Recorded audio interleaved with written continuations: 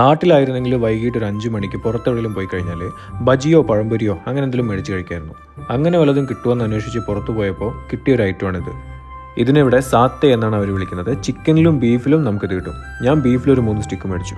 നാട്ടിൽ വൈകിട്ട് കിട്ടുന്ന ചായയുടെയും ബജിയുടെയും ഒരു ഫീൽ വന്നില്ലെങ്കിലും സാത്തേക്ക് അതിൻ്റേതായിട്ടുള്ള ഒരു ടേസ്റ്റ് ഉണ്ടായിരുന്നു.